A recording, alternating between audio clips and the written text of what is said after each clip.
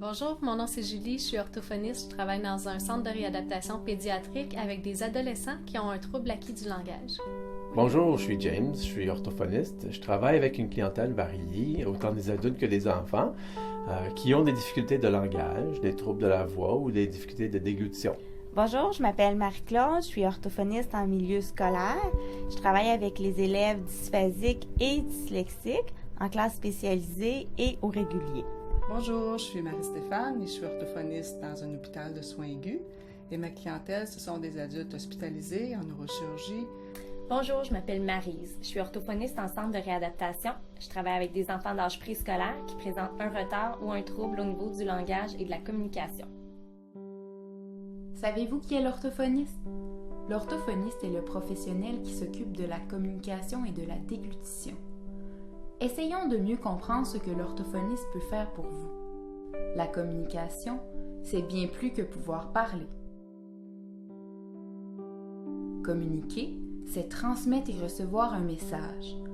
On peut communiquer de différentes façons. Par exemple, deux personnes qui se parlent communiquent. Quelqu'un qui rédige un courriel communique. Quelqu'un qui pointe une image communique. Et deux personnes qui s'échangent un sourire communiquent. Parfois, la communication peut être difficile.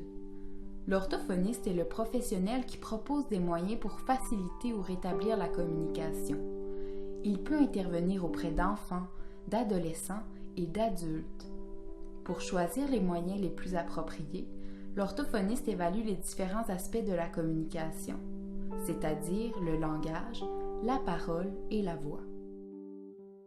Quand l'orthophoniste se penche sur le langage, il s'intéresse au message qu'on comprend et qu'on exprime. Ce message peut être transmis et reçu oralement, avec des gestes, par la lecture et l'écriture ou des images. Quand l'orthophoniste se penche sur la parole, il s'intéresse à tous les mouvements qui nous permettent de parler, parce que parler implique un enchaînement de mouvements rapides et précis. Quand l'orthophoniste se penche sur la voix, il s'intéresse au son qu'on entend quand une personne parle.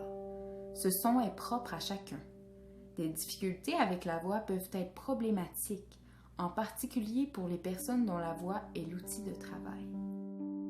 Saviez-vous que les structures et les muscles utilisés pour parler sont les mêmes que ceux utilisés pour la déglutition?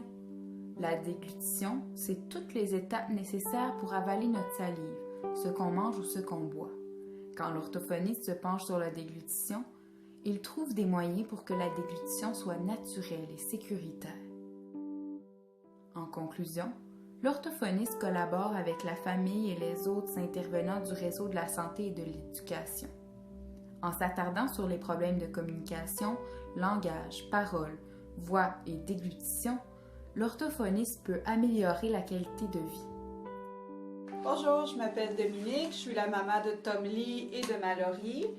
Et je viens ici, dans le fond, pour aider mon fils pour le développement de son langage en orthophonie. Le centre de réadaptation permet à mon fils de mieux communiquer avec les gens et de pallier à sa surdité dans l'avenir.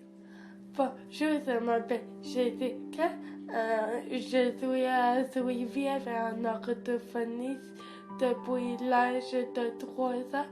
Les raisons, c'est pour m'aider au niveau de la prononciation, la parole, l'écriture et la lecture. C'est moi, Alexis, et j'aime l'orthophoniste à cause qu'il fait des jeux et j'aime les histoires.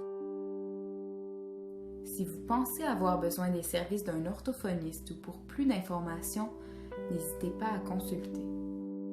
L'orthophoniste, votre professionnel de la communication.